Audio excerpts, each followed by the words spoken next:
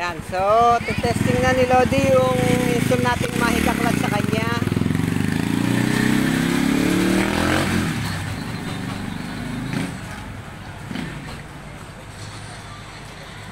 Ayan, so tinitesting niya yung Mahika clutch, no? Malalaman natin kung nakangiti siya or nakasimangot pagbalik. Ayan, mahirap siya magkambyo eh. Ano?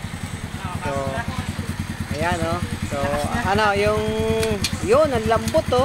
Oh, wala niya. Ayan, nakangiti naman siya mga Lodi. Ayan, lahat ng cambio niya pumapasok eh. Ayan. Yan, so hindi na siya mahirapan. Tapos yung kanyang shock, no, na dating may tama, wala na yung dating may tama niya. Itinago na natin yung dating may tamang ano niya rito. Yan. Yung dating may tamang ano niya, tinago na natin. So nawala na. Yan na, wala nang tagas yung kanyang shock, no. Yan. Okay, tapos tono ng carb, bawas ng kadena. Ang laki ng discount nito kasi estudyante na naman to. Nagpakita ng ID mga Lodi. Ganun talaga eh. Ayan. Lods, okay no? Salamat. Oo. Ayan. So, Mahika clutch pa lang, nakangiti na siya. Kasi hirap siya magkambyo pag traffic. Talagang sakit daw sa paa, tsaka sa kamay.